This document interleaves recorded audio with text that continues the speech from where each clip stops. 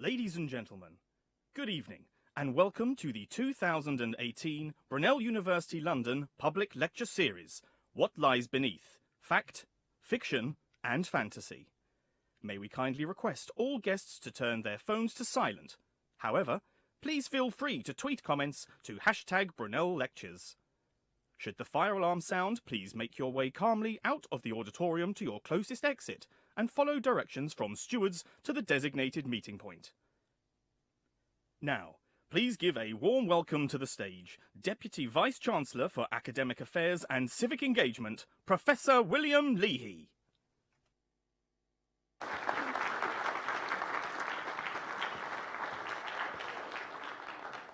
So thank you very much. Thank you, disembodied voice, wherever you are, for introducing me in such a nice way.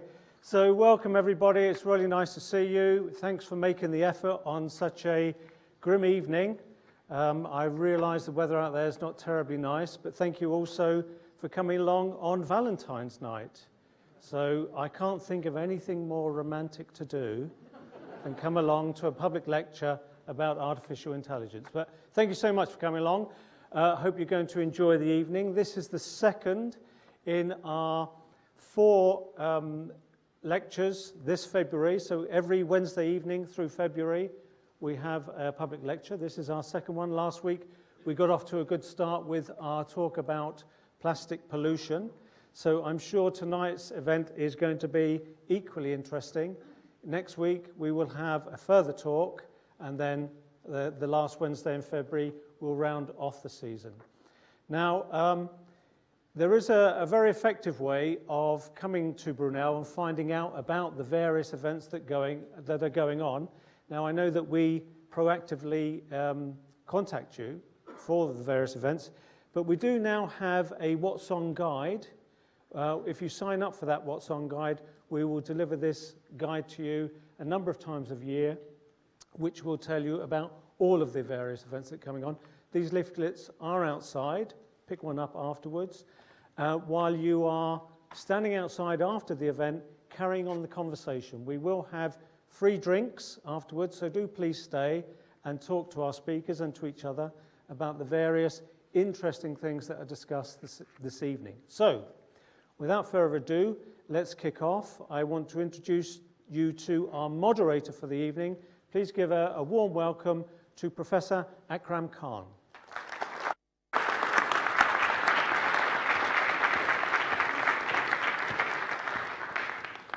Thank you very much, Bill. That was an excellent. Let me also welcome you to the second public lecture.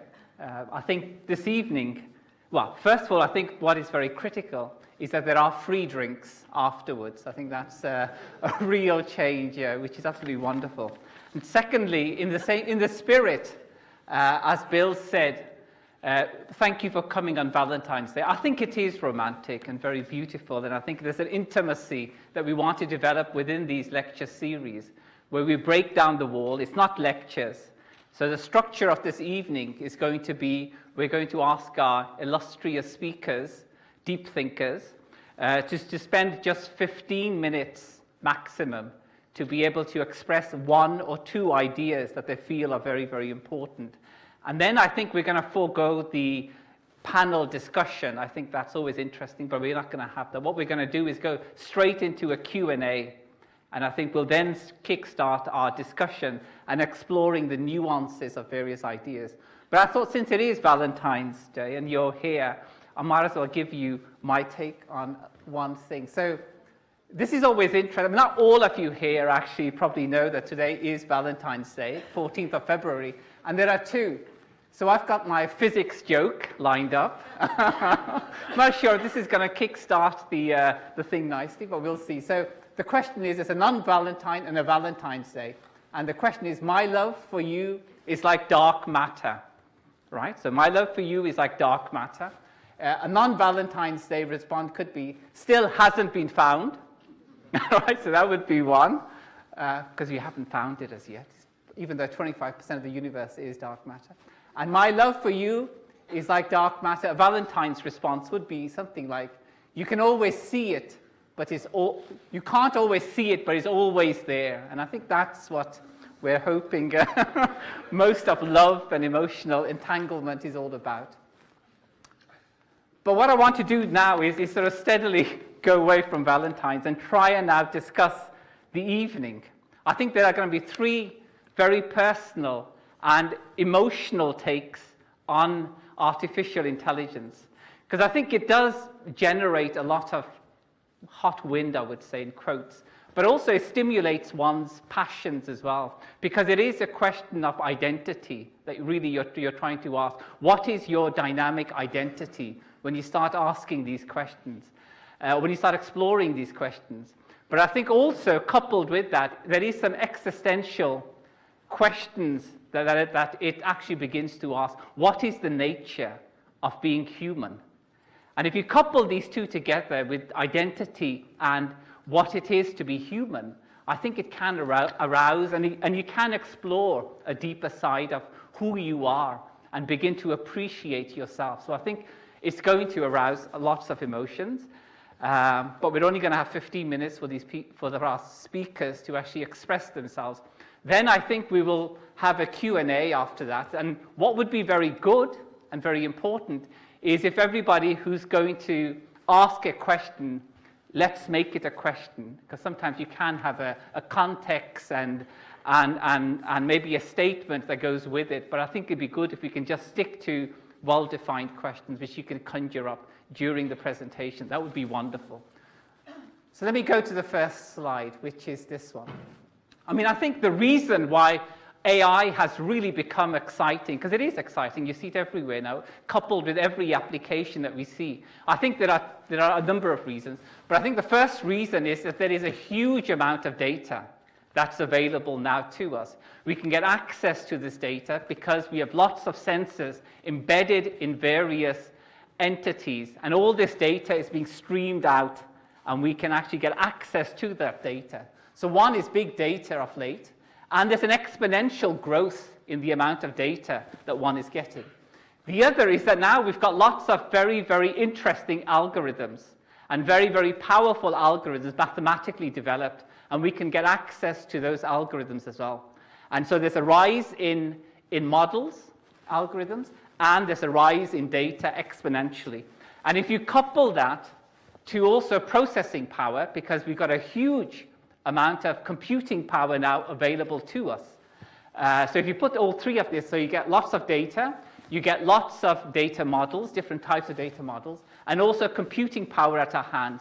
And all of these are exponentiating. So if you bring them all together, we have a very powerful way of developing smarter applications, which is really why AI is becoming very, very critical and important. And if you get these overlapping majesties of exponential growth, you can actually start to develop some very, very interesting, creative ways of looking at the world out there, or creative solutions of the world out there.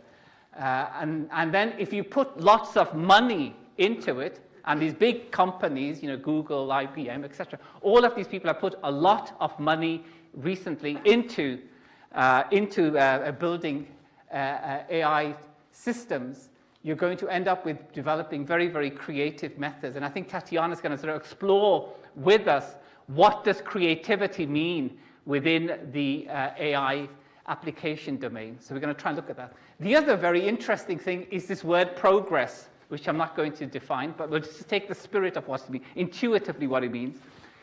Normally we think progress linearly, so it develops, it goes, and that's the way we think, but one knows that there are perturbations on this road. Nothing goes in a straight line, one hopes. And there are these lots of exponential, unforeseen consequences of various technologies. And then what you tend to end up with is somewhere here, an unexpected place to where you started. And I think what you do is once you've developed this pathway to progress, you can then end up developing, and in fact almost have a Frankenstein-esque way of looking at the world, that you can actually develop maybe conscious robotic structures or beings to some extent. And I think Joseph is going to try and explore that aspect of whether we can develop robotic systems that are empowered to develop other structures, which is quite an interesting perspective. So Joseph's going to try and look at that. And then, of course, once you get into that domain, there is always these types of dystopian visions as to what these three majesties could give us. I mean, they could give us these wonderful films which actually try to express that, you know, robots on the warpath and I think this is to some degree false. I think, you know, it may happen, but we don't know.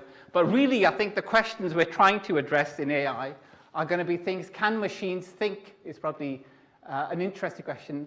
If so, how will they think? And if not, why not? So we've got to try and explore those things within some sort of a framework. And I think the other interesting question to be explored could be, you know, what does this say about the human mind? You know, what does this say about the mind full stop? And if we can make machines think, should we make them think? And I think Will probably, or maybe he won't, but he would probably, but now that I've pricked him into thinking about this, he'll probably address one or two of those questions as well. So I think those are my three illustrious deep thinkers that are going to try and engage us all for this evening. But I think there's something else I still want to do. I want to ask you a question, because I know you're here and you're sitting there, you're thinking, I want to be active, I want to be involved. I'm going to ask you two questions, and you will now try and answer these. Well, actually, there's a lot of material out there as well, which people have written, which I think is very interesting to read. Some of them, not all of them, and there are various people. So I'm going to ask you two questions about AI, which you can actually answer from your mobile. So if you've got your smartphone, get it out now, please. And if you don't, just stay with it.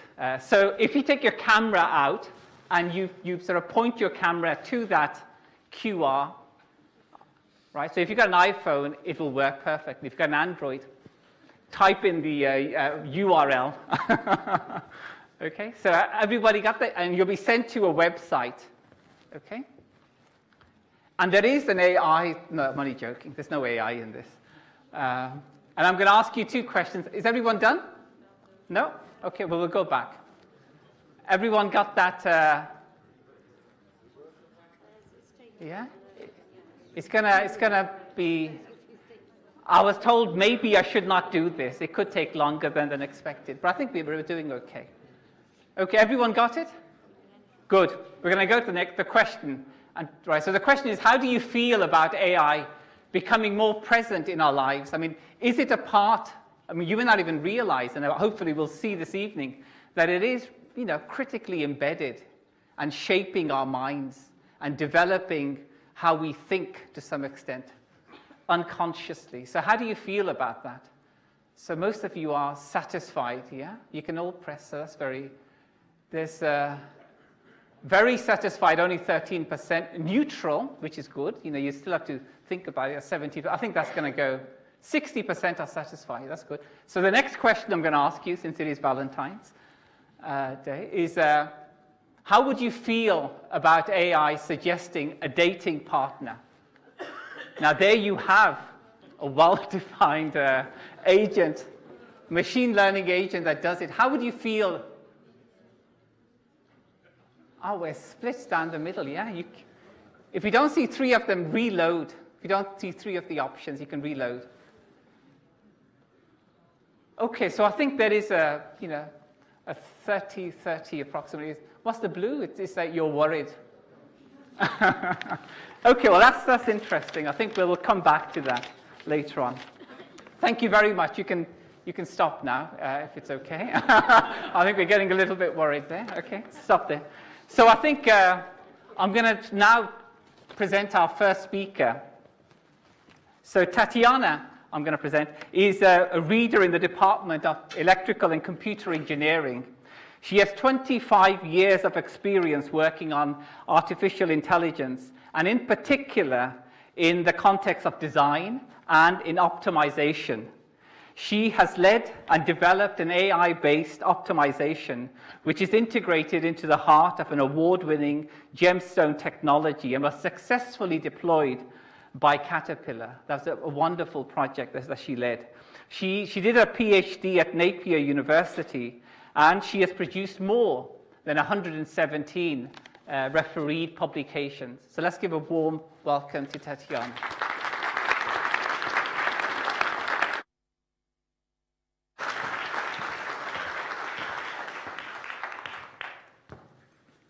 Good afternoon. Have you hid your phone away? Don't do this. I love my phone. I use my phone all the time. Latest technologies, iPhone came out, and technology developed. Whenever I'll put in front my face, it will recognize and log in. And other technologies will allow me to press my fingerprints and I'll get it. If I'll print and I'll log into my computer almost, phone, I'll find out that I cannot live without Google Maps. Because if I don't look what's going on in traffic, I can be stuck for hours there instead of enjoying a nice and beautiful meal. Have you ever experienced something like this? Being stuck and thinking, why I'm not forgot my phone somewhere else and I would not be pulling in and switching on. I can really see some of you are nodding aware and saying, it was a good thing to have Google Maps around, isn't it? Yeah. 1998. This is the time when Google started to pull up and bring some power in. This is the time when Google started to provide some solutions which we were satisfied with and we were happy with. In 1998, this is when Google rise started. Following this rise, it was a lot of journalists coming to the Google founders and asking, can you please confirm that your success is run based on artificial intelligence? For the following 5 years, in none of interviews, you will find that they will confirm, yes, we use artificial intelligence. Because this is the time when we would not accept artificial intelligence by itself. We would not even allow artificial intelligence or even word in my personal and private life. Now, 70% of us are saying, I'm happy or about to be happy about any AI in my life. Why Google hasn't released that for 5 years that we were using artificial intelligence, at the same time, they would be actively recruiting specialists in machine learning, evolutionary computations, and simple intelligent systems. The answer is that this was the time when society was not ready to accept. It was acceptance of AI which played a major role, so don't pull it up. What comes about us as a human is individuality. We are claiming that we are the one which are very much creative. It's the one who can produce the solutions no one thought about this before. Something similar to snowflakes you see here. Anyone who is familiar with this, any single snowflake will have completely different pattern. Every single snowflake you will look in winter, it will produce solution not similar to one we are pulling in. One of the reasons why artificial intelligence started to pull up and be more integrated in our life, because it allows us to produce this individual solution. It allows us to unlock creativity beyond of our imagination. In front of you, we have 4 pictures. I would like to look at these pictures, and can you please tell me which of them is produced by artificial intelligence? Or is there any?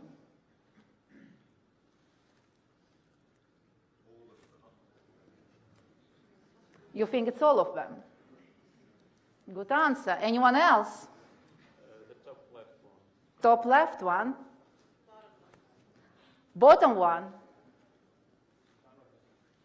None of them. Can you see? We are looking at the pictures, and some of them is made by humans, yeah? And we cannot say which of them is made by AI or by artists. If we will look at this, we will find out that your top right picture is done by the artist using the oil painting.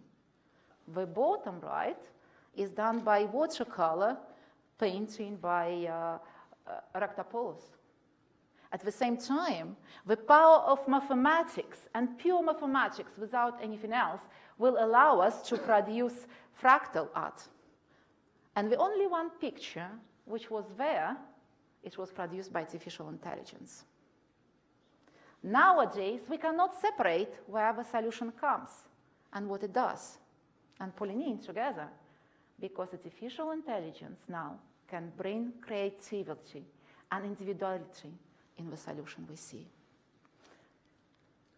How does it work? What does it do? When we start to work on this project on creating the pictures, we were designing artificial intelligence algorithm. And we are not able to understand how it creates anything. If you will have a look on the pictures, the bottom left, we started with evolutionary problem definition, and it was nothing like something we absolutely love it. Can you see it? As the time grows, evolution goes, we were working as algorithm learning, our pictures and our feelings started to become shape. And as a result, you see the picture which could represent the artist impressionist. Let's have a look on these pictures. The question is, which of these pictures is not created by AI?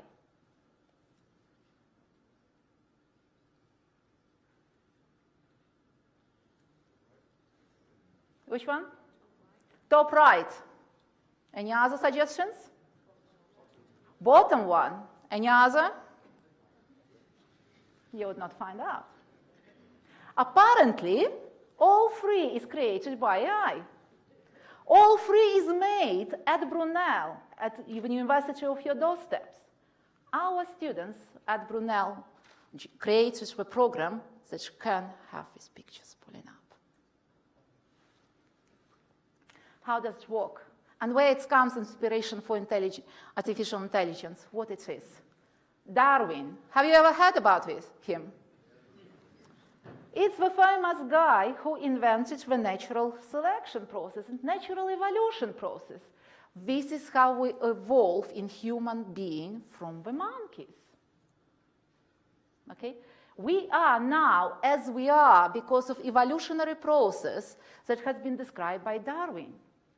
We are going through natural selection, we are going through mutation and pulling and combining them together. Apparently, if we'll start to learn how evolution works and translate in our problems, we will find out that our algorithms start to get creativities, individual solutions very similar to one we evolve and we have. This is where our scientists are getting inspiration. This is where artificial intelligence scientists look in inspiration to create new approaches and algorithms.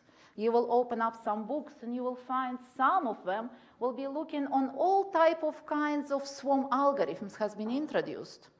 Ant colonies algorithms, the swarm of birds, and so on. All of them will have unique identities that will produce the solutions beyond the current theory available. Is it only the nature in swarm we are getting inspiration on when we're designing algorithms in artificial intelligence? No, we are learning from nature. We are learning from biology. We are learning from how the brain works. We are getting inspiration to develop our algorithms, looking at the nature and what produces nature. And because we are learning from the nature and how it does what is happening, we start to create solutions which are very much creative. Let's have a look at some examples about what our algorithms can do. On the left, you could see the examples of antennas that have been developed at NASA. What is unique about these antennas? We will never be able to design these structures using our existing theories.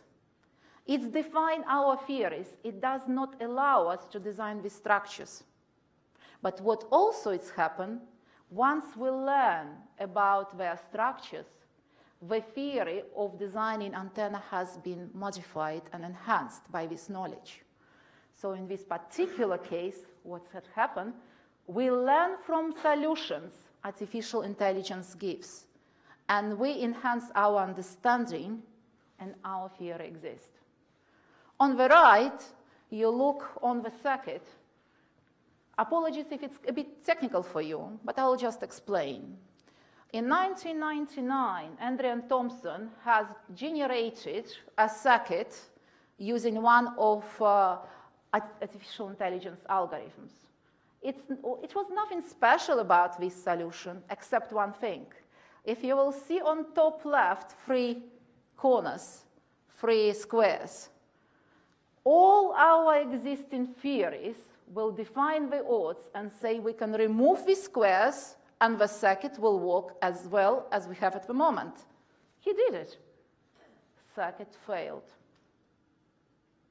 Again, from this example, once we start to investigate why it was actually happening, we found out that it was some magnetic fields generated by transistors in this particular connection that will make our circuit work. It brings us some ideas about integration of security on hardware, where normal logic will not build up. These circuits will never be generated and looked in based on the theory we developed prior to this. But knowing and analyzing these solutions, we'll learn about this, and now some security systems using it. From our everyday life, as you could see, creative solutions that has been generated by AI help us not only to create solutions and use, but also advance our knowledge, enhance our understanding how everything goes. What do we do here at Brunel to advance this knowledge further? A couple of years ago, do you remember eruptions of volcano in Ireland? All air has been stuck, not moving. All flights has been cancelled, waiting another eruptions. Plants were upside down. Economy has lost about 1.5 billion of pulling on. What did we do? We start to use the power of artificial intelligence and learn from data being collected. We looked into meteorological data available across the Europe during this period and before. We looked at volcano ashes recorded census data. We look at the GPS signals. Artificial intelligence allowed us combine different sources of information pulling in together and learn how can we find out where the ashes will be the most difficult to look at. As a result, we managed to develop a system that can predict and know where the ashes will be as long as we have this information. Another example, supply chain optimization. All of you are enjoying very much having delivery from Amazon or Tesco's nowadays. We don't go to supermarkets sometimes to buy something. Parcels and deliveries comes to us to bring it on. We found this very useful, isn't it? But when companies looking at this and sending this around, they need to make sure that all this process of supplying these goods, it comes to timely manner as they promise to us. If they say it's going to be next day delivery, they will try to make sure we will have it next day. And we plan our life around this. If they say we are going to be in 2 weeks, most likely in 2 weeks, you will get the package. We looked at all process from sources to customers, how all these products are traveling, worldwide for some company which is called Caterpillar. For all their 7,000 products and hundreds of thousands of parts. As a result, we managed to reduce the costs. Their delivery became more accurate. They had more satisfied customers. Customers start to plan and know exactly what they need next time. We won't be able to do this if we haven't got the power of artificial intelligence. And we will learn a lot out of the solutions which has been produced here. Now, finally, can we look at AI is not something that is useful in our life, but it's something that produces very creative examples which will help us to advance our understanding, and where we can now look at our aspiration from solutions generated by AI. One example is actual British furniture brand Morgan from Studio Integrate. They released the series of furniture where the patterns have been inspired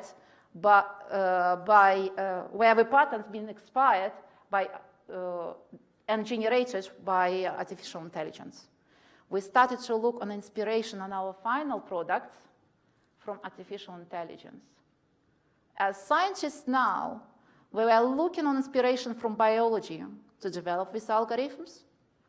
Now others look on inspiration on final solutions to create something more creative and beyond of our achievable life. Thank you.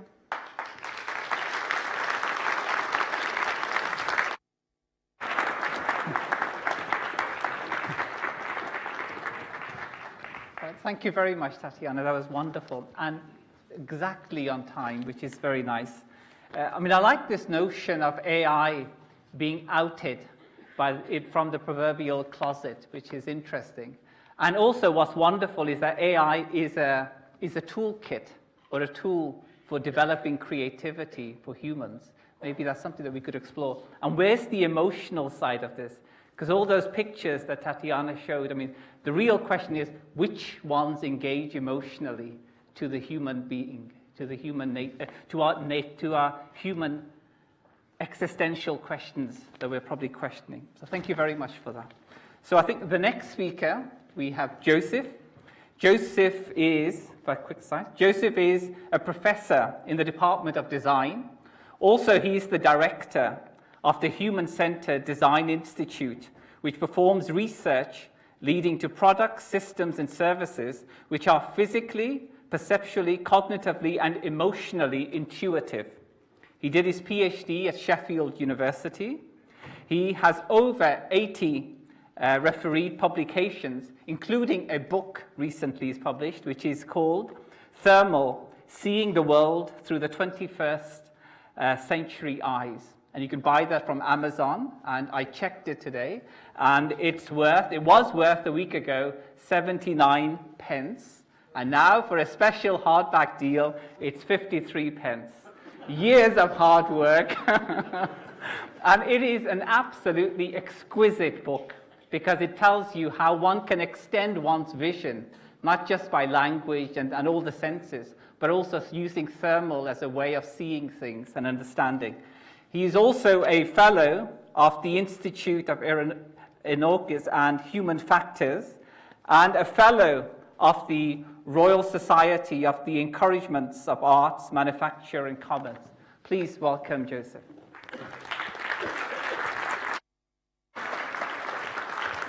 But the question is, did you buy one? Week. Good evening, everyone. It's an immense pleasure to have the opportunity to talk about this topic tonight because it's a topic which I think is absolutely fascinating and I'm very keen on it. And I think it's very important because it affects all of us in the coming years. So what are we talking about? We're talking about the robots, the AI, the artificial intelligence. A good place to start is not to jump in immediately, but to look back a little bit and say where it is we're coming from and where we are now, and then discuss a little bit where it is we're heading. Now, where we're coming from, If I asked somebody on the street a few years ago, what do you think design is, or what would you say a good example of design might be? Maybe 10, 20 years ago, 20th century, stuff like this. Cars, tires, furniture, fashion, lots of things, a bit mechanical, some things electrical, but relatively simple. Difficult to get functional and efficient and at a good cost that everyone can afford, but still, compared to the things we're doing today, very simple. Whether it's designer, pasta, or fashion, these are relatively straightforward aesthetic questions and material questions. But today, or more recently, we all have these things in our lives. We're all using navigators. We all probably have a clever washer machine with some very clever kit inside doing thinking and deciding how to optimize. We've all got examples of cell phones and fitness trackers. Many of you will be going to your iStore over at Westfield to get something sorted when the next upgrade hangs up your cell phone or your iPad. These things that we're living with today and we're all grappling with, they're a lot more complicated than just things from 10, 20 years ago. And the big thing that they do because of the electronics and the software and the artificial intelligence algorithms is these things make decisions. They have more than one or two ways of operating. And a lot of times they're deciding things in the background without us even realizing it, and they're putting things forward, they're optimizing, they're adjusting. So there's a lot of clever decisions being made from the software algorithms, from the computer science, from the artificial intelligence. But they're just the beginning. And we're dealing with things which are a lot more complicated right now as we speak. There's this kinds of things. Some people have a clever thermostat such as the Nest in their home. Many people will be using Facebook and social media. Facebook is selecting the stories. Facebook is putting the advertising. Facebook's using your information to target and adjust and do different things. Many of you will have seen robots in various factories and industrial settings, and the robots are coming. We already have quite a few of those cylinders. Those are security robots that go around the parking lot looking for issues and problems and security issues around the factory. Many of you will have seen Asimo on the television. Asimo is very popular and is doing a lot of things these days. A lot of people are buying things like the Sony Aibo for companionship when the kids are out of the house and the dog is at the vet or whatever. People are turning to various robots and toys for a bit of fun and a bit of companionship. And lo and behold, there are schools in several countries, and they are coming to the UK as well. There's schools introducing not just social media tools, not just learning tools on the computer or the iPad, but they're introducing various robotic devices. So a designer today is someone who's just as likely to be in a meeting in central London with somebody talking about these things as he is to be or she is to be someone dealing with fashion or furniture or the other classic things we're familiar with from the shops. And what's the difficulty? The difficulty is we all know that it's been a long time now since we've been discussing things like Isaac Asimov's 3 laws. Those were simple rules from a great science fiction writer and a great scientist from many years ago. These were simple rules. We've seen them on the television, we've seen them in the movies, and they were all about not harming human beings and not doing things which could harm human beings. And of course, those kinds of checks are being built into these devices, but that's very simple. And that's just the absolute minimum. It's the health and safety part of the issue, and it's the very basic minimum you can achieve. And there's so much more to it. The kinds of things that we're having to deal with in science and engineering and design these days, the kinds of things that popped up in the recent British Standard Guide. British Standard Guide for the design of robots and robotic systems. Now, I took from this great big document just a few headings just to give a flavor, a little feeling for the kinds of things that are in this great big document. Here are some of the things. When you sit at a desk with your colleagues at your company and you're designing your software tool or your algorithm or your Facebook application or your robot, you've got to be careful that you make it in a way that people will trust it. And I work a lot with the motor industry, with car companies like Jaguar Land Rover. There's whole groups, whole divisions of the company now dedicated to designing the car so that you trust it. One thing, privacy. We've had examples of televisions and computers which accidentally recorded what people were saying when they were using it and sent it back to the company by mistake. How do you design it so that does not happen, particularly in a government system at an airport or someplace like that? Lack of respect for cultural diversity. Think how hard the job of the poor designer is. Not only we have to make a little robot or a software that works properly, is fun to use, it's engaging, it makes a good experience, but we don't want to insult anyone's religion, their culture, their dressing style, their food, their eating habits, or anything else along the way when we're doing it. How do we do that? That's going to be one heck of a meeting down at the office to decide that one. Robot addiction. What if you get so used to the robot that you don't want to do it yourself? We already have this case. In various care homes, we have robots taking out the garbage, and nobody wants to do it anymore. And physically, some people can't do it anymore. Dehumanizing humans. What happens if the most clever, efficient member of the team at work happens to be the robot and you're the human member of the team? How's that going to make you feel? How do we sit there and design the robot or the software so it doesn't do that? Self-learning systems. We already have this problem in the car industry. Some of the self-driving cars learn to drive better than us, and some of the self-driving cars learn to drive different from us. And when we see one on the road, we crash into it because we don't know what it's doing because it's so much better than us. It's making the thing in a way we don't recognize. What if it gets too smart and it learns things we didn't want it to learn? That was never the plan. How do you design the robot or the software not to do that?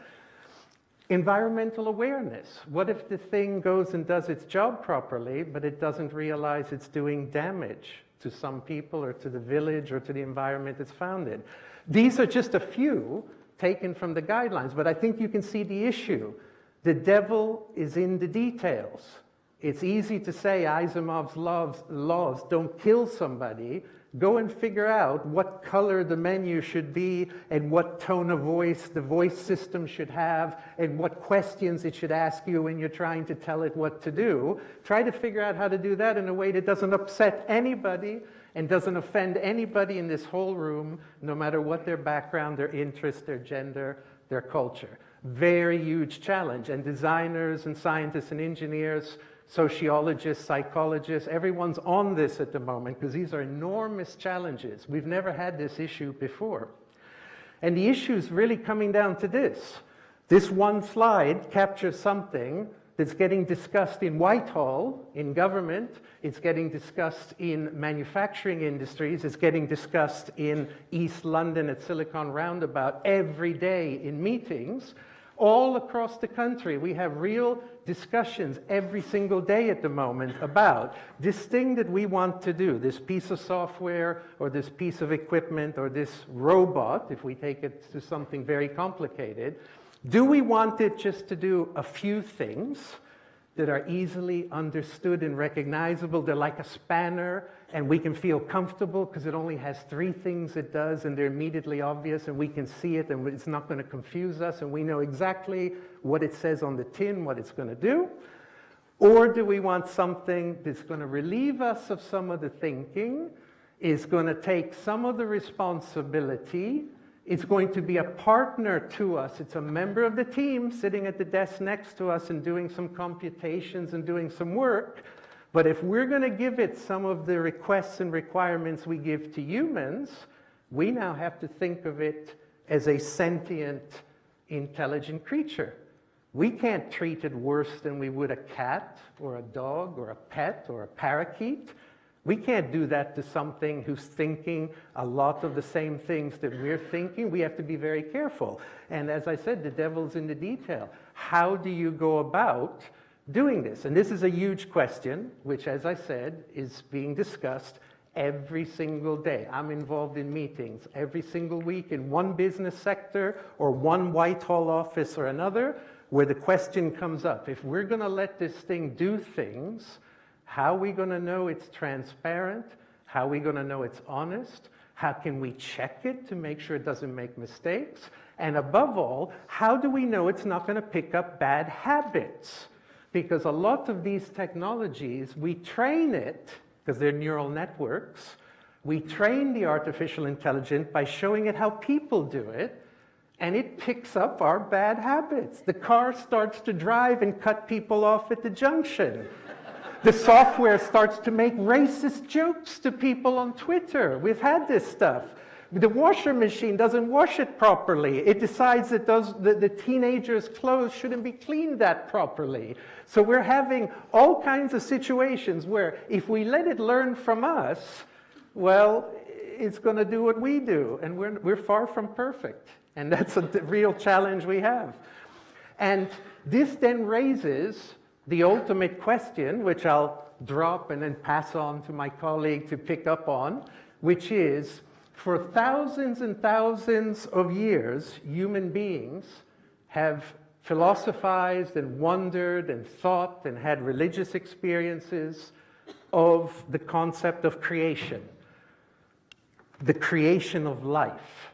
And for most of this period, we assumed that the creation of life, of living creatures, was something of the gods, or something of a magic, or it was something of the God, or it was to something which wasn't human. The source of life was not human. But since Victorian times, since the Industrial Revolution, we've become more and more aware of the fact that we now can do things with technologies which begin to look a little bit like making life. And since the Victorian period, we've started to have questions and doubts, and we've started to have some fears, and they've made very good stories. Frankenstein, one of the early ones. Metropolis. Blade Runner, more recently. We've started to ask questions. What if our creation starts to get away from us because we didn't predict and we didn't expect something that could happen once we released this creature into the wild? Early recognition of the power we had as human beings through our technologies.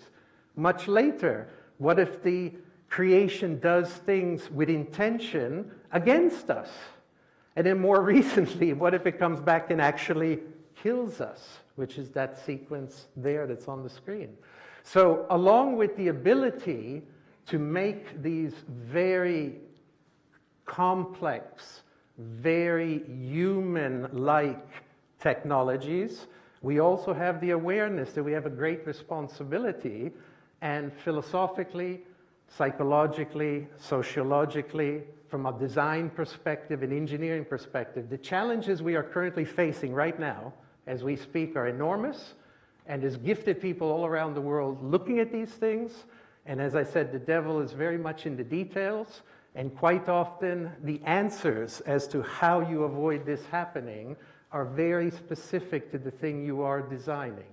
The answer for a car that drives itself could be, usually is, very different from the answer for the social media platform.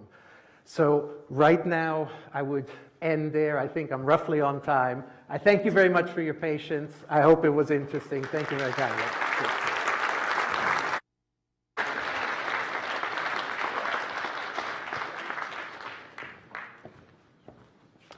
Thank you, Joseph. I think you were just over time, but on time. So, I mean, another interesting point that was made was this development of an ethical framework. I mean, how does one develop an ethical framework that transgresses these different disciplines?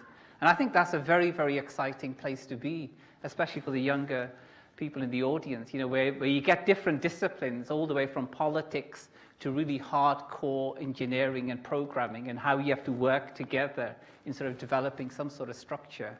And in fact, how the technology may actually reflect, you know, what is dirty or what is really evil within humanity in itself. And we are fearful to actually see that to some extent. So I think that's another interesting take on it. For our next speaker, the final one today, is Will, who is a professor of contemporary thought in the Department of the Arts and Humanities at Brunel. He is the author of novels and non-fiction, including Great Apes, The Book of Dave, Umbrella, which was nominated for the Man Booker Prize in 2012, Shark and Phone, which unites our most urgent and contemporary concerns from the horrors of modern war to the end of privacy and the ubiquity of the mobile phone. Please, let's welcome Will. Thank you.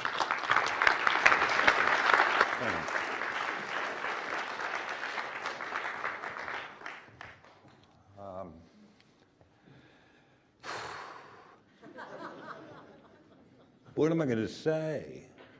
Can you imagine a machine having that problem? Or an artificial intelligence? Just get up and talk, right? Just get up and deliver the information that you require and that you've come along for this evening, right? That's what you want. You want to hear something, you want some information, you want to go away. Or do you want some opinions? Do you want something that is a little bit more fine-grained? Do you want something that's a little bit more spontaneous?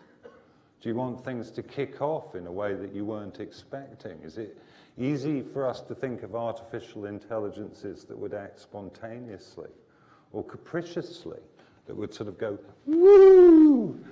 You know? Can you imagine an AI giving you a lecture like that? Is that possible? Let me just say a few things about what I think technology is, and then I'll get to the matter in hand, because I have to strongly dissent, as usual, from my colleagues, who are instrumentalists by definition. So they look at technology as something that is instrumental, they want it to do things, and they cast their conception of themselves, because they're involved in an instrumental activity, as being instrumental in the same way as the machines that they devise. And I think that's why artificial intelligence is a somewhat confusing and perplexing thing for us to look into, because it involves looking into the mirror of ourselves in that way. So what do I think technology is? I don't think technology is top-down or driven by human intentionality at all, beyond the most basic needs that humans have. When Dr. Louis Leakey, the famous zoologist and primatologist, sent Jane Goodall to the Gombe region of Tanzania, after Jane Goodall had been there for some months, she sent an excited telegram back to her mentor, that being the way of communication in those days. The telegram said, "I have observed chimpanzees using tools. We will either have to redefine our definition of human, redefine our definition of an ape, redefine our definition of a tool." What Goodall observed was chimpanzees stripping the leaves from saplings and then probing them into termite heaps so that they could then pull the termites out and eat them. And that's what technology is. Technology is action at a distance, and it's almost always driven by primary needs of the phenotype. That's the individual. And the phenotype, we raised the specter of Darwin earlier on. The phenotype, as you know, that's all of us. What are you? You're a container for your genetic information, and your impulsions as an organism are concerned with passing that genetic information on to the next generation. You will use any sapling that comes to hand or paw, if you happen to be a chimpanzee, to further that phenotypic goal, okay? Anybody here dissent from the conception of evolution on the principle of natural selection? Is there anybody who really wants to get into the ring on that one? No? Not really. It's pretty well established. It's certainly as well established as any of the parameters that we use to discuss artificial intelligence. So that's what kind of technology is. So I put it to you that all of these ideas about, You know, how are we going to regulate artificial intelligence? What's artificial intelligence going to be like? What's it going to do? Are moonshine. Absolute moonshine. Saving my colleagues' feelings, they're just doing what they do. And these are just machine dreams, because they have made themselves as human beings in the likeness of the machines that they are themselves designing. And those machines are being designed on the basis that humans are instrumental in the manner of machines themselves. If you're happy with that, I'm happy with that. And we can all go on really enjoying the capacity of Google Maps to make us completely ignore the environment we're in. I teach a course here at the university called Psychogeography, which sounds a bit weird and fancy, but one of the things we try and encourage the students to do is to take a random walk across the city without their phone. And for the millennial generation, this is a really, really difficult thing to do, okay? But actually, it's probably quite difficult for most of the people in this room now, okay? Yet you've all had the experience of coming out of a tube station or being somewhere unfamiliar, pulling up Google Maps, and your ability to orient yourself in your environment disappearing immediately. And you become fixated on the screen, you start walking with the screen, and when you look up, because the problem with Google Maps is it provides you with absolute location from the 32 orbiting GPS satellites, but provides you with no sense of orientation. So when you look up from your little Google map, you realize that you're utterly lost and there's no way, and you often have the thing of kind of turning your body in the phone to try and get them to sync, because if people from an older generation remember using a paper map, which of course gives you quite a lot of orientation because you're compelled to figuratively place yourself on the map in order to orient yourself, in order to move around in the world. And the problem with the phone is that it's a tool that obviates the need for other tools, okay? And our tools traditionally is the way in which we extend our minds into the world and into the environment to understand that environment around us, okay? So, you know, some of the things, I had one student this year who had never taken a walk without her mobile phone and went out for a walk. And in fact, she'd never even walked into her local town centre. She was completely disconnected from her environment. But in fact, humans have been disconnecting themselves from their environments for a very, very long time indeed. And Joseph drew our attention to the fact that our anxiety about our technologies is coextensive with the invention of those technologies. Mary Shelley writes Frankenstein really in response to automation, to the arrival of the first robots, which were automated looms, in fact. So she was, in her way, responding in the same way as, or in a different way, but responding to the same pressures that made Luddites go out and smash those looms. I am not anti-technology. I do not think technology is good or evil. I think it's beyond good and evil. I think humans are embodied of necessity. And I think what confuses us about this entire issue is the phenomenon of our own consciousness, which we find synonymous with our individuality and our being, okay? But I put it to you that in fact, your consciousness isn't that special an attribute at all if you really believe yourself to be an animal and not a god. And I further would say that the anxieties about artificial intelligence that are bothering us at the moment are a sublimation of our real anxieties, and a sublimation of our real anxieties about technology. Because the stark facts are that humanity faces a really serious existential problem at the moment. We have befouled our own nest as a result of carbon technologies, that we have created, because clever apes that we are, we saw another way to get more termites by sticking the stick into the termite mound. And the anxieties and concerns we have about artificial intelligence are really concerns about what technology has already done to the world we're living in. Nobody wanted to dispute Darwin's theory of evolution. Perhaps somebody would like to dispute the International Panel on Climate Change's projections for the median rise in temperatures by the middle of this century. There are some young people, students in the university in the room this evening, but there's quite a lot of older people. And I think that our culture, our society does face a real existential problem. There's no question about that. And the way we think about artificial intelligence is really a kind of reverie. Can we possibly strip a sapling long enough that we can poke it to another planet to get more resources? Bear in mind, in the Blade Runner films, what are the artificial intelligence used for? They're only used off-world. We use them to perform action at an extreme distance.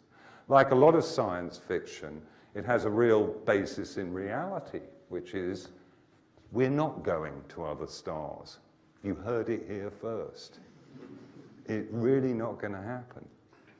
And most of our fervent wishes and dreams and optimism at the moment, and I know I'm speaking to people who are, broadly speaking, scientifically literate and understand what the real problems are. So most of our kind of hopes and dreams are focused on the idea that we're going to get a technological solution to the problems that are presented by global warming. Because again, let me speak to the highest common denominator of human intelligence in the room. You understand what the human animal is, and you understand full well, because you can see it all around you, that human animals are not good at acting collectively and making good hierarchical long-term decisions en masse. We're not good at it at all.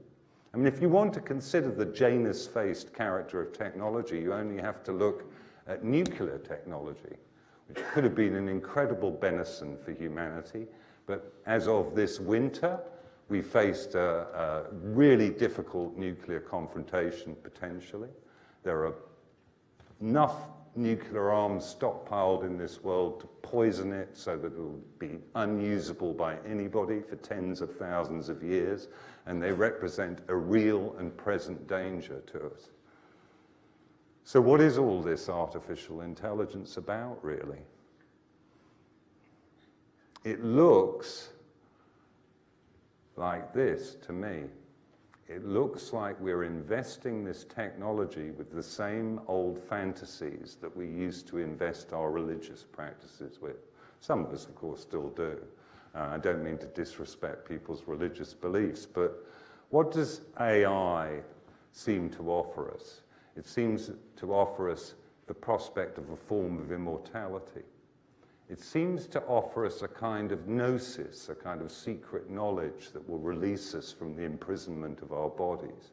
It seems to offer us a kind of universal intelligence. All of those are key religious ideas present in the Abrahamic religions.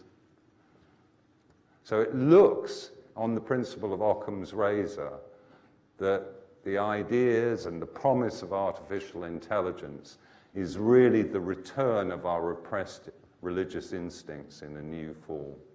And that's what I tend to see around me. And as I say, I'm not terribly impressed by, though I like them very much personally, in hearing these kind of instrumental ideas about what artificial intelligence is going to do for us. Just as a subjective level, what I thought was remarkable about the AI-designed aesthetic objects that we saw was that they were all crap.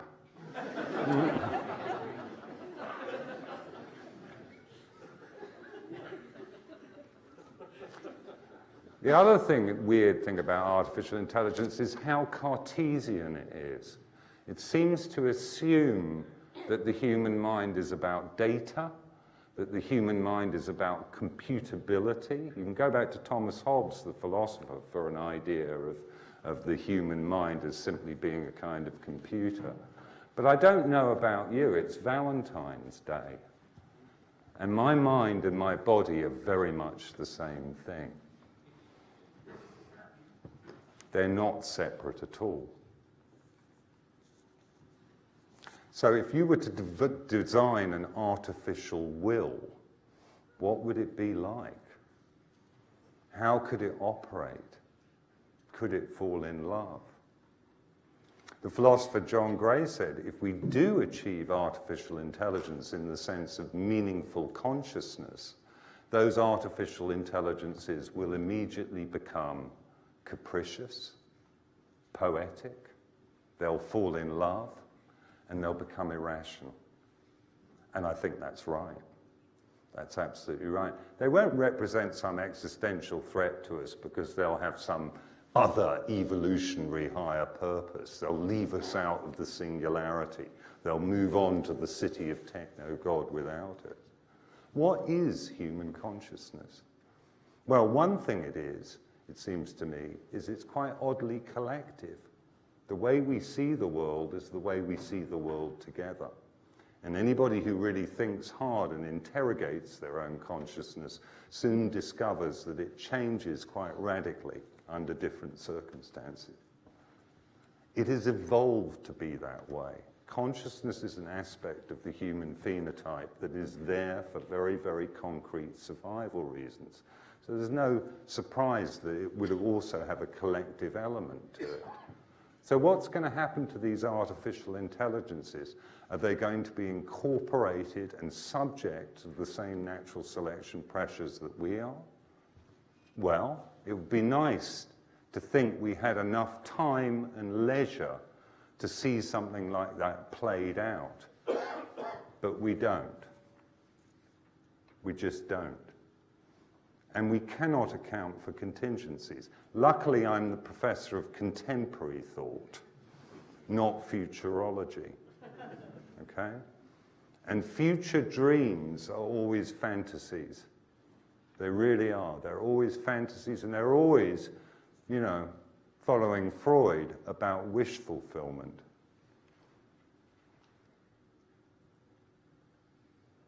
So, what do you wish for is the question. Do you wish to be released from the prison of your body? Do you wish for immortality? I was thinking about this last night, and because I was watching with one of my kids, I was watching an old episode of Futurama. I don't know if any of you have ever seen Futurama, but in the Futurama world, which is many centuries in the future, they have the technology to remove the human head and keep it alive, and they have the head of George Foreman, the boxer, who once did a few rounds with Muhammad Ali. And George Foreman's head, preserved in a vat attached to a computer, says, as a disembodied, he says, as a head without a body, I envy the dead. Years and years ago, in 1995, I've been interested in this stuff for a long time. I went to the Alcor Life Extension Association in Riverside in California. These are the people that believe that in the future, technology will be possible through technology to reanimate the corpses of the dead, bring them back to life.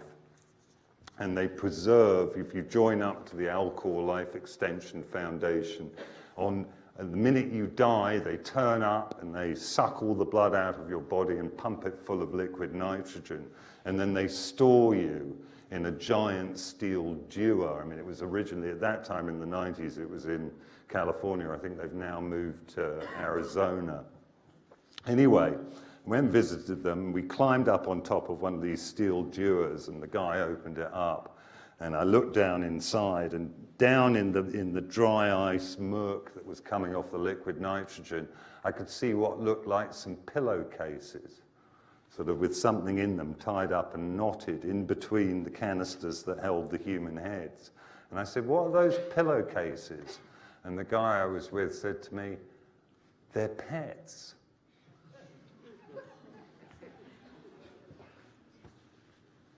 How weird is that?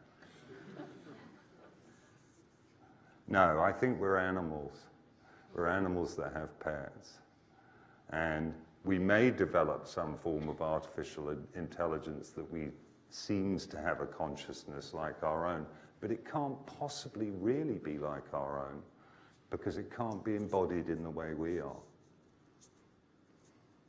And I want you to really think about that seriously tonight when you're making love.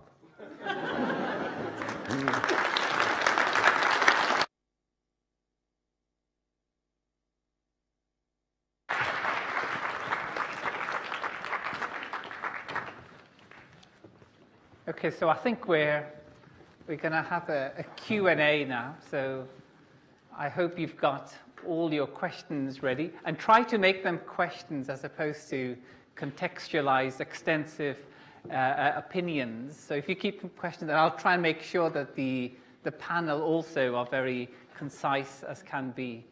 There is a mic. There are two mics that are roaming. So if you've got any questions, please raise your hand and you'll get a mic sent to you. So first question here, sir. A simple question. Do you have a social conscience? The reason why I'm saying that, when I left Brunel many, many years ago, I went out into industry and I introduced them CNC, DNC, later robotic control. I've come back to those companies and there's no one working. Our young people are desperate for apprenticeships. It's all gone. Take the modern smart meter. It's supposed to liberate you in your home. You know exactly what energy you're using. But if you hack into it, it tells a person exactly when you're in your house, when you're not in your house, and when is the best time to visit it when you're not there, or market it when you are there. So my question is, do you have a social conscience? I have. Yeah, go ahead. Yeah. The answer is yes. Yes. And you're absolutely right to put your finger on the question of employment. That's one of the great debates all across the world at the moment, because we know that a lot of what we've seen in the last 10 years in terms of social disruption comes exactly from that. There's no easy answer, but one thing I would put back as a counterexample, work projects that I myself see every week and I'm involved with. The autonomous car that drives itself, which is one of these things that has bad aspects to it. Okay.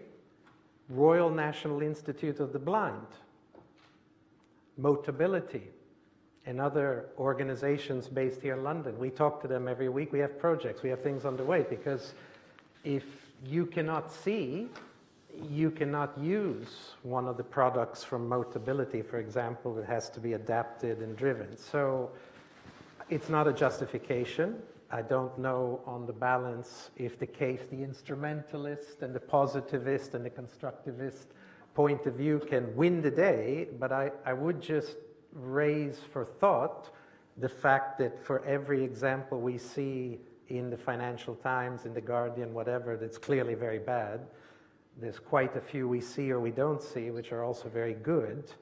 And having a social conscience means you can be quite torn apart at times, knowing what to do about it.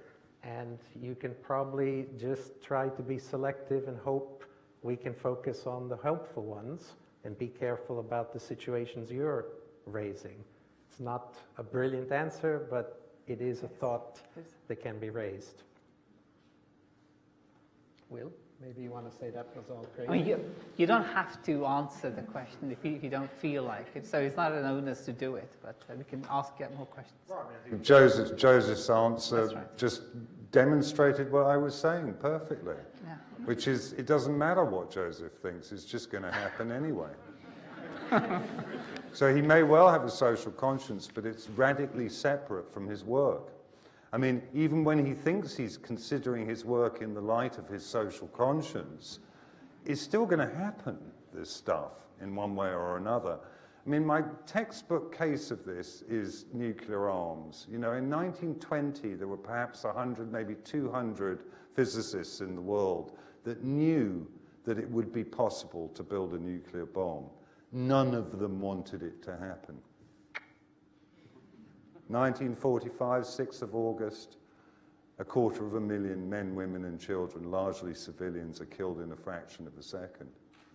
Unintended consequences? Oh, that's just one technology. It doesn't apply to all. No, it applies to all technology. And thank you for your question, because you absolutely put your finger on the nail, on the button, if you'll forgive the... Okay, Bill, next question. It's a very quick, very short question. Do any of you have an Alexa in your house? So this is the voice recognition robot that does things that you ask it to do. And if you don't, why not? Thanks, Bill, for keeping that very short. That's setting a good example, and we get a good response as well. You don't have one? No, I don't have one. And you don't have one either, Joseph. I tell you what I have, Bill. And you can come and see it later. Francis Galton, who was Darwin's son-in-law and did a lot of interesting, sadly known as one of the founding fathers of eugenics as well as other things. But Galton once did an experiment on natural religion where he decided to pray to an effigy of Mr. Punch every day to see if he could imbue it with kind of religious feeling. And he found he had to leave off because when he went into his gentleman's club in Pall Mall and saw a copy of Punch magazine lying on a table, he felt impelled to bow down before it. Well, I have a robot, Robbie 3000, and Robbie 3000 is a pretty primitive robot. He doesn't do a lot. He can dance, he whistles, he moves around the room. But as an experiment, for the last couple of months, I've been treating Robbie as if he was sentient. Okay, so when I come in, I switch Robbie on in the evening when I get home, and he goes, hee-hoo, hee-hoo. I say, did you have a good day, Robbie? He goes, hee-hoo, hee-hoo. You did? Yeah, and I have started to believe in his sentience. Just like these two believe. Okay. We've got one more right at the back, but others can actually start to construct. Maybe you can put your hand up so you can follow on. I'm hoping this is on. I'd just like to ask the panel, do you think it's morally correct to program software to make kill decisions? To make, sorry? Kill decisions with regard to driverless cars, etc.? Well, I mean, you know, the Sperry ball turret is probably the first feedback loop mechanism. It was one of the things that most inspired Norbert Wiener and the original cybernetics thinkers in the 1950s. If you're not familiar with it, the Sperry ball turret is as its name suggests, was where the gunner sat on an American aircraft in the Second World War, and through a combination of servo mechanisms, calibrated servo mechanisms and feedback loops, it wasn't making the kill decision, but it was orienting the gunner perfectly to make the kill decision. And I think the problem again for humans who have a wholly exaggerated idea of their own autonomy and decision-making capabilities is that there is some kind of threshold that a machine will come above where it can be said to be making autonomous decisions. I'd argue that that isn't the case, and I remember having this discussion with you, Joseph, when we were talking about this series of talks, and I think we were in agreement that, you know, AI is present in every area of human life right now, and kill decisions are already being made, probably, aren't they? And I would add that, as Will has pointed out, human beings have always been struggling not to play with their toys and not to develop new ones. And the question is, would we still be human if we didn't keep making new toys? It's part of our nature. But having said that, just like the example of the nuclear weapons, we have found ways to hold back the button most of the time for a long time. And in the answer to the question, there's a lot of people moving to get legislation through the United Nations to make it against the law, to arm and to make life or death decisions in machines, because we know we're fallible and we know we tend to push the button. So you're pushing to make a law that keeps us as far away from that temptation which we'll fall into as you can. And there's a lot of people pushing for legislation to try to avoid that scenario, and hopefully they'll be successful. Yes, that's fine. Wait till you get the mic, please. Can I ask you then, when you just said about this and all this legislation, if you have some mad, crazy dictator, what notice are crazy people going to take of any legislation if they want to push a button or do anything else that most of us wouldn't approve of? How do you legislate against fanatics in the world? I don't think anyone can answer that question, because I don't think there is an answer to that question. But to instill values, you need to talk about things and you need to bring them out. Legislation is just one more form of discourse. It's a good way to bring the things out. I don't think anyone can stop crazy people, but then again, most of the people you're referring to may not have access to the nuclear bombs or whatever. All I can say is there is no answer from my point of view, but what's the alternative? We don't talk about it. We don't try to legislate. We don't have a conversation. We don't try to agree anything. We just accept the fact it's going to happen, or we just stop everything. Well, I think one of the problems is that AI seems to feed so powerfully into this instrumental view of what human life and human being is about. And again, I don't mean to be overly critical, but Tatiana, you told me that besides painting really bad paintings and designing dreadful furniture, what I could look to for AI was to deliver parcels to me more effectively, okay? So it was going to aid me as a consumer. And this gentleman raised the issue of what about the producers? What about these young people who have no sense of engagement, and where these technologies are proliferating that deny them a sense of engagement with their own feeding and watering, with actually kind of supporting themselves and creating a real human praxis in that way. And I think what's interesting about the recent history of AI is that it coincides with a period of intense globalization and a period of neoliberal economics that are very, very focused on the idea that consumption is the desideratum. And as forms of instrumentality go, being in to receive an Amazon parcel is very low on my list of how I view my life as being meaningful. So, I mean, this notion about instrumentality and creativity, Tatiana, do you want to come back to that? Because you see, the problem is like sort of everyone sees artificial in our mind completely differently, okay? In understanding of Bill, if I'm speaking about artificial intelligence, it's something looks like almost human being and start to challenge him philosophical questions and which direction's coming up. But for me, artificial intelligence is not something that will challenge me about my spirits of a life, my religions, or my choices. It's something that would help me to make my life easier somewhere that I don't know solutions are. So wait a minute, Tatiana, what do you think those ideas and those spiritual ideas and so forth, you're just meta, right, aren't you? Or are you a Cartesian dualist? You actually think your mind is made of some non-material thing, which seems kind of odd coming from where you are. Do you have any your thoughts pulling in around and looking? Oh, I thought about this. It's like sort of a chair says red. I can just complain and say, come back and say, oh yeah, it's not really red. Any opinion in our world is quite biased, and it's biased in the way how we look at this. Example of cases, for example, Google Maps, yeah?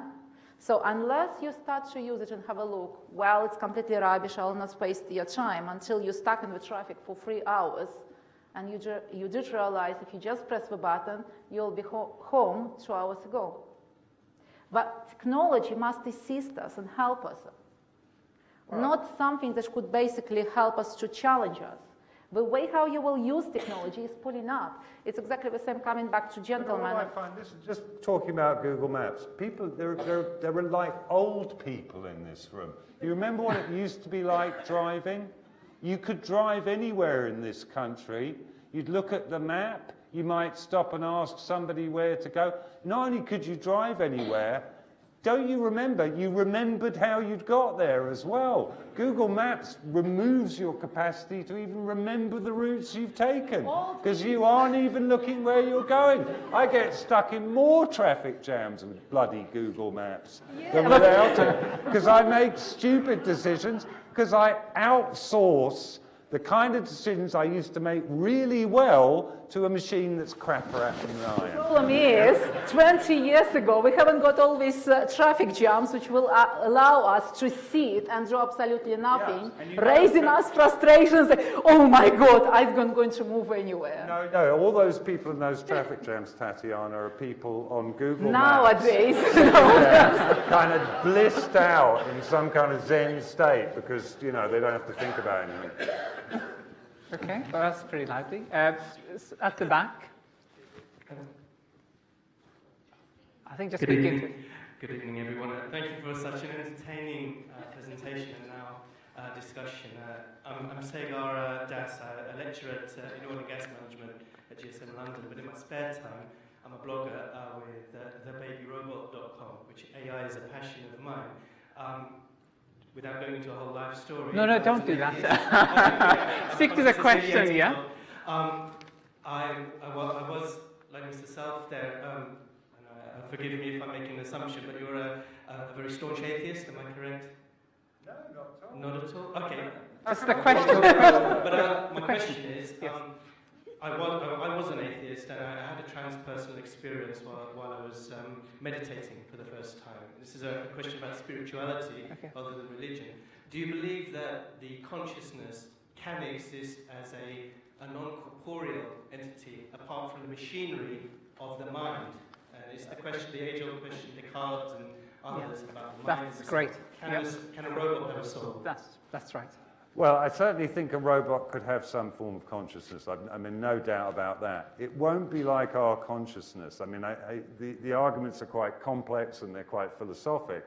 But at an intuitive level, I think we understand that what makes our consciousness work, in a sense, for us as humans, is it's like every other aspect of our being, is that it's adaptive. It's there for evolutionary purposes. It's something that we use and need. And we use and need it collectively because it's the arena within which we, as it were, regulate the competing instinctual drives of altruism and egoism that we mediate through the social form. So, yes, a robot could have consciousness, but a robot couldn't have a soul in the sense of a human soul unless it were fully integrated to the human community, okay, to the human species. How could it be fully? And that's, of course, why Blade Runner has gone, if you've seen the new Blade Runner, I know you all have, has gone immediately to the problem, not of can we develop an artificial intelligence, but can that artificial intelligence mate with humans and produce live young? That's the real question, okay? When a robot can mate with me and produce live young, then we're smoking. Okay, so Joseph, well, because then they'll be subject to natural selection in the way that we are, okay? A robot, a freestanding robot with some form of consciousness is just going to be like, help you get your Amazon parcels better, or not. Can I also add, it's an interesting question because words, language are so tricky. You have to ask us the question with words. When you say the word consciousness, now the robot, or I could say a cat, a dog, a mouse, a parakeet, they're not made like us. Will is emphasizing embodiment, and if we look at creatures or the robots, the new members of the neighborhood, as machines to some extent, we're made different. When you say consciousness, Are you talking about the same thing your cat or your dog has? Are we trying to, as Will would say, transpose or project onto a piece of machinery something which we ourselves struggle to explain? And if you remove a couple wires up here, for us, it's totally different. If I have an accident and something happens to me, my consciousness will be radically altered. My personality, my capabilities, even if the body is intact. Few wires, 2 or 3, and everything's changed. So it's a tricky question because we are trapped philosophically in the category area of language. If we're talking about something and there are different things for different people, we can't really answer the question. I think the dangers will come when artificial intelligence starts to evolve their own vocabulary, their own words, and given definitions. Okay, that's interesting. So we've got another question there. I just want to ask, I feel a compulsion to use my mobile phone, and I'm not sure if that's just because I use it a lot. Yeah, exactly, but I feel like technology is quite useful, and I feel drawn to it, and I'm just wondering, why do we do that? Why do we remove ourselves from our physical environment and use technology to better our lives when we could use other people? Okay. That's very good and concise. I think it's very well put, and listen, I'm with you on that. I think we're all driven to technology, and we're all driven to displace ourselves from the surly gravity of the body.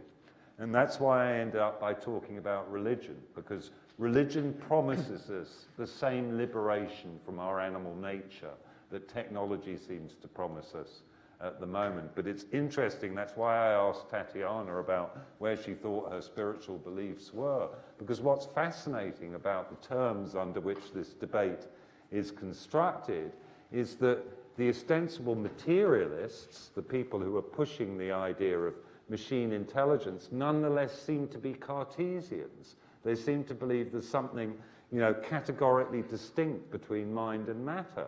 There's something kind of funny about that, isn't it? But, I think we all feel an urge not to be embodied because the paradox of consciousness, we know we're going to die. Okay, so that's why you keep playing with your mobile phone. You think it's going to make you immortal. Trust me, it ain't.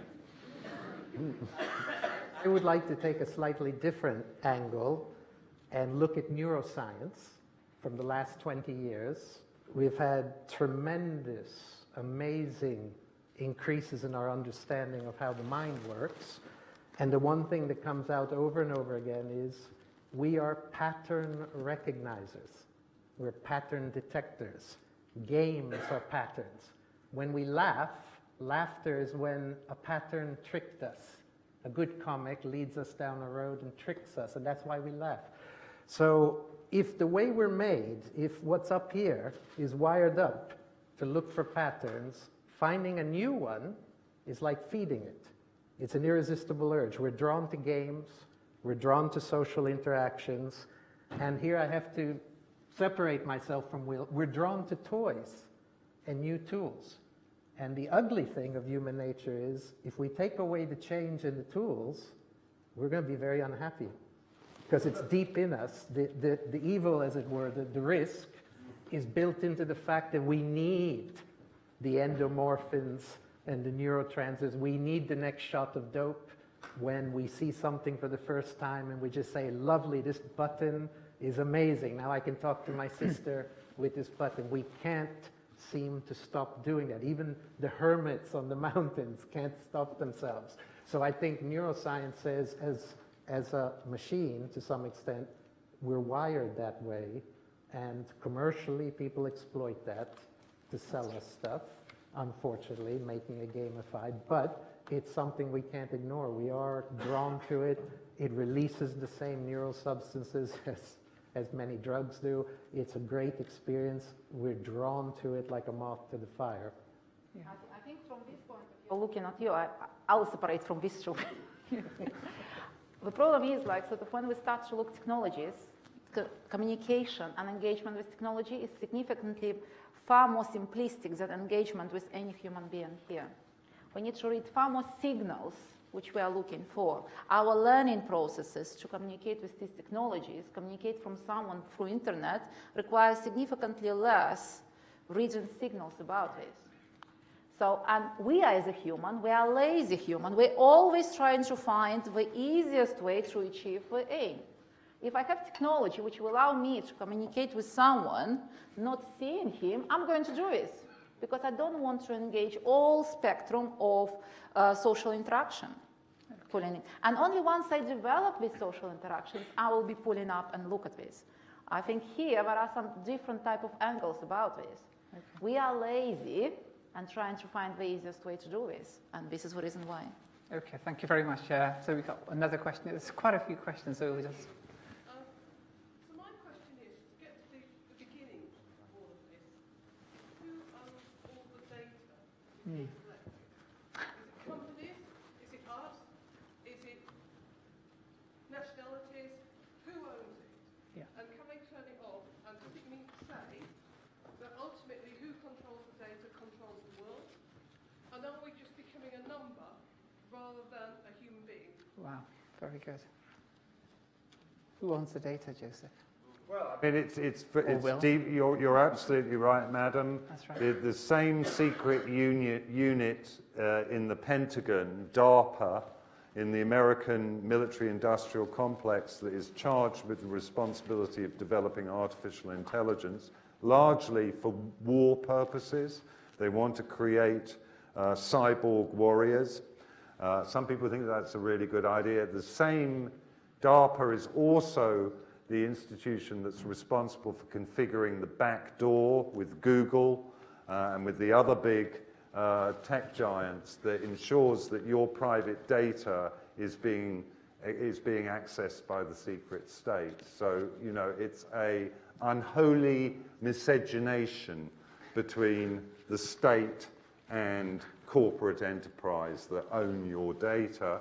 Again, to return to the counter-enlightenment philosopher John Gray observes that privacy is now a luxury, okay? So just consider that before the First World War, the average Briton's contact with the state, total contact in your life, was buying a postage stamp. There was no income tax. There was none of this regulation at all.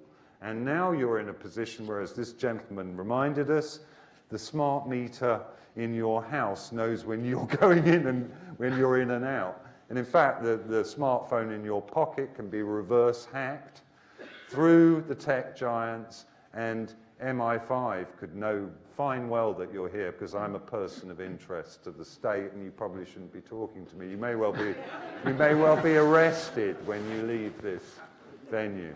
But I think, like, coming back to a little bit more serious things, when we speak No, about... I'm deadly serious. Of course you are! How can I say about this? As we can see, data become more important. But what we don't realize in our social life, whenever we go through agreements and we want to use some services, we click the button, yes, I agree to these agreements of conditions. One of the company which I referred previously, Google, when they started to provide the free mail services and anything, in their data conditions of usage, the only thing which were really looked up is the data you use, it belongs to them. Okay? So whenever you get and start to use the new services, in a lot of clause, legally, it has been written down. You give permission to use your personal data, something like this, your images, your personal information, and inside of this organization.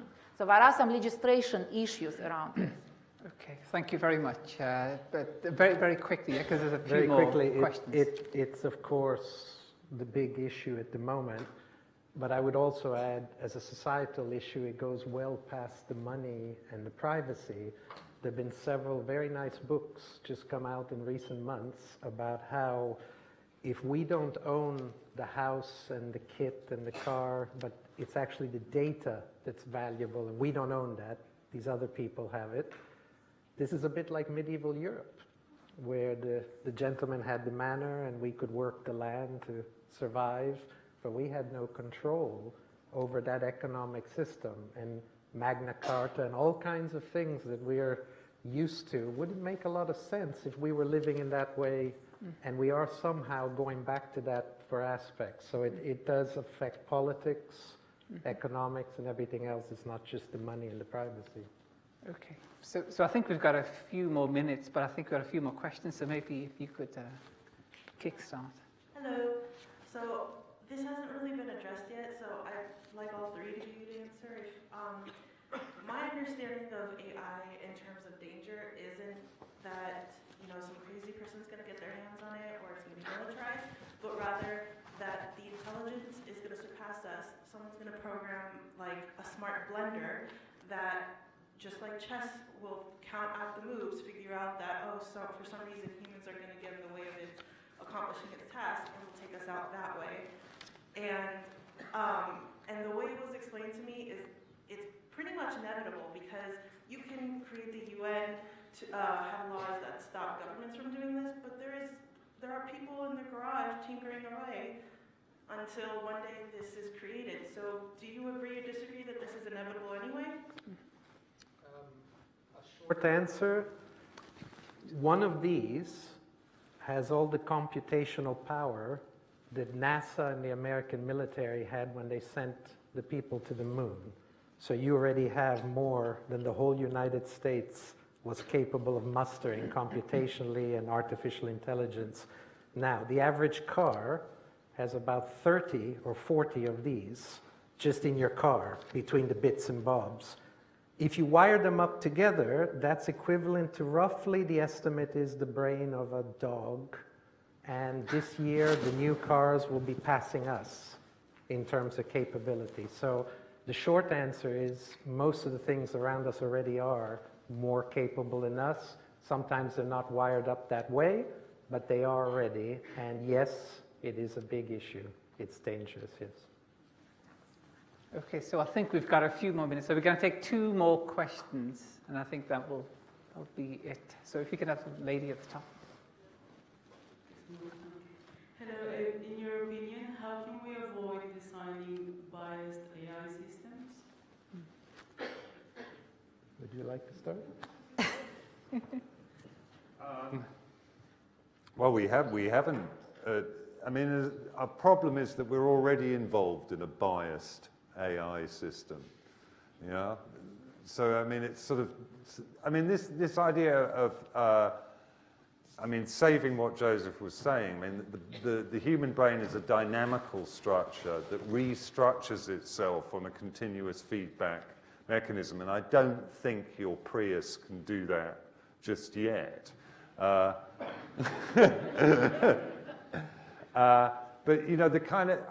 think my problem with these ideas of machine intelligence suddenly surpassing us being redundant, this idea that they're going to slot in to a paradigm of evolution by natural selection, that's what confuses me about that argument. And I really said all of this in my presentation before. The other thing is the incredible similarity between these kinds of beliefs and religious beliefs. They're the same kind of eschatology. It's either we're going to master it, we're the gods, or it's the god. And the truth is, we don't really know what's going to happen, because guess what? We never knew what was going to happen in the past either. So I just think, let's wait and see. But of course, my point of view, which is not very popular, is that you don't have a lot of control over this stuff anyway. So why don't you just sit back and relax for the self-driving ride, yeah? Okay. So I think we're gonna take two questions, and then we'll respond to them, and I think that will draw the evening to an end. So if you could give your question and then pass the mic on to that guy, so quickly. Hello. So my question would be, as Joseph said in this lecture, that we are pattern recognizers. And the danger of AI is that it might surpass us and do bad stuff to us.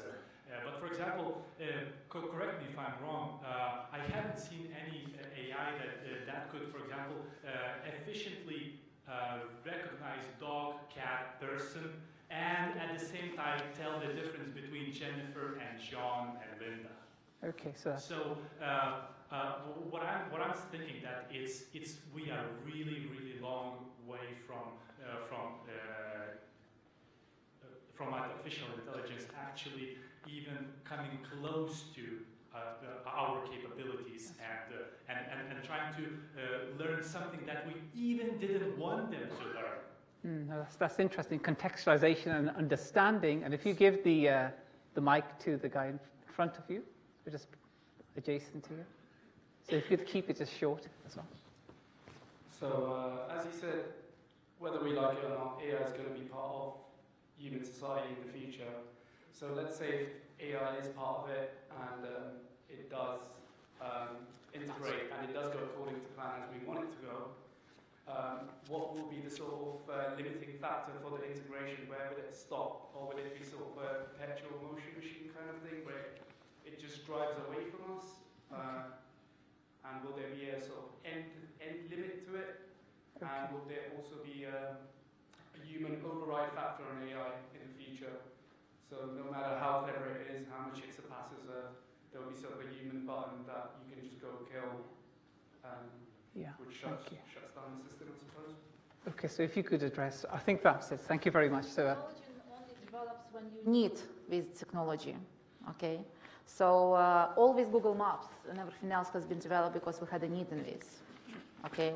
As technology develops further and gets clever, it doesn't mean that you will have some technology which can have some consciences and would not allow us to go further. As long as we're speaking about the need of pulling up, we are okay. There is a connection between the two questions which just came in, which is, if we just assume people will do as people have always done, and it'll just be more and more and more, as Will points out correctly, what happens when the capability, meaning how fast it is, and there are systems that are pretty good at recognizing already, what happens when we start to notice that the things that are in our pocket, the things we're sitting on our way to work, just seem to do everything faster, better in some mechanical, boring sense? What happens, the inferiority complex we're going to get when we start to realize that not in everything, but in so many things, okay, like navigation, whatever, some will be good. What are we going to feel? Now, part of the answer that's being discussed, as I mentioned, was, what if you, when you're playing God, just don't let it do those things? What if you only give it 5 or 6 things it's allowed to do, so we don't find ourselves feeling that way from the technology? For example, if the car must drive itself, maybe when you talk to it and it does its more or less so-called clever things, maybe it should not be one of us, maybe it should behave like a chauffeur, a specific job, a specific role, only 2, 3 things, just that. That was the question I meant when I said with the spanners. A lot of the discussions now are, we must really limit it to only a small number of possibilities, which is sort of equivalent to the cutoff switch you were referring to, because otherwise, and it's not so much it'll kill us, but it's more, we're not going to like it. We're not going to like something that pulls out from the phone book the phone number in a millisecond, something that finds our favorite restaurant in 2 seconds when we're trying to dig it out of our memory. We're just not going to like it, which may be a bit of a stop and a built-in mechanism that maybe could avoid some of the worst. We're not going to like it. Any example, Joseph, in human history of a society that turns its back on a technology that enables them to perform action at a distance, which is the fundamental characteristic of technology, simply in order to kind of, to sort of, because they don't like it? Give me an example. Not many, but well, how many? Possibly in warfare, we haven't been gassing ourselves recently. That's just. We haven't dropped nuclear bombs recently. There are some things that we've come to the conclusion we can't live with it, despite the fact we're tempted. Right, but we haven't gone on. We haven't There hasn't been a moratorium on developing new nuclear weapons. That's No, still no, going you're on. absolutely right. I want you to give me an example of a society that has actually turned its back consistently on technological progress when it's able to take part in it. But consistently, it's not. well, there's only one example, and it's Japan, which in the 1400s prevented the entrance of firearms and presented the entrance of that technology for nearly 500 years. And you could argue that the whole development of the samurai was a function of not admitting that. But it's only one example, and it is the sole example. Not necessary. Japan, after Second World War... No, I'm saying until Admiral Perry was allowed to land in 1892, not between the 1400s and the late 19th century.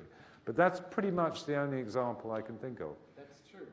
The only thing I would say, I agree totally. The only doubt I would have is these thingies we're making, they do, as you said, get to the heart of what humans are. And if it looks ugly and feels uncomfortable, maybe people will be unhappy with it and not pick it up.